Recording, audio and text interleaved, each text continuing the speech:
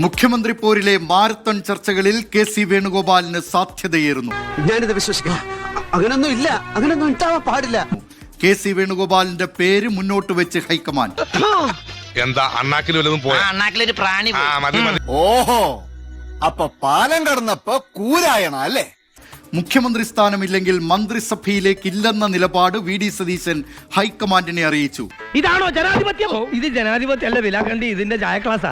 AICC അധ്യക്ഷൻ മല്ലികാർജുൻ ഖർഗെയുടെ വസതിയിൽ നേതാക്കളുടെ യോഗം 2 മണിക്കൂർ പിന്നിട്ടു. അയ്യോ പോകല്ലേ പോകല്ലേ, നമുക്ക് ചർച്ച ചെയ്യാം. എന്റെ തീരുമാനത്തിൽ മാറ്റൂല. ഇല്ലെങ്കിൽ വീണ്ടും ഒരു ഇലക്ഷൻ നേരിടാൻ തയ്യാറല്ല. അല്ല, ഞാൻ പറയുന്നു കേക്ക്. തിരക്ക് വേണ്ട, നിങ്ങൾ സമയമെടുത്ത് ആലോചിച്ചിട്ട് മതി.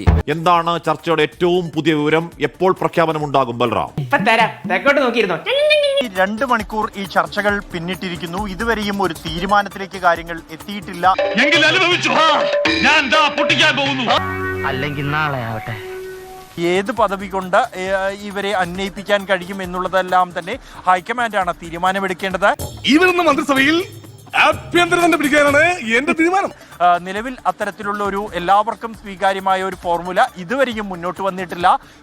മുഖ്യമന്ത്രിയാവാൻ ഇയാളെക്കാൾ യോഗ്യം ഞാൻ തന്നെ. ആ പൂതി മനസ്സിൽ വെച്ചാൽ ഈ ചർച്ചകളിലാണ് ആ ഒരു ഫോർമുല ഉരുത്തിരിയേണ്ടത്. അത് എത്രത്തോളം അംഗീകരിക്കുമെന്നുള്ളത് പ്രധാനമാണ്. ഞാൻ ഉപദേശിക്കുന്നു കരുതരുത്, മുതലാളി ഒരു ചെത്തിയാണ്. ഇപ്പം തന്നെ കേരളത്തിൽ VD സതീശനെ അനുകൂലിച്ചുകൊണ്ട് ഉയരുന്ന ജനവികാരം, അത് ഘടകകക്ഷികളുടേതടക്കമുള്ള പിന്തുണ.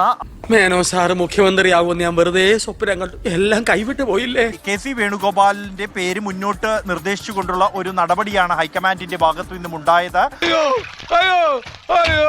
അങ്ങനെ പടക്കടകുദാഹവ എന്തൊക്കെ മേളായിരുന്നു, പാട്ട്, ഡാൻസ്, കൂത്ത്. എനിക്കപ്പോഴേ തോന്നി. എന്തൊക്കെ പറഞ്ഞാലും മുഖ്യമന്ത്രി രാജിവെക്കണം.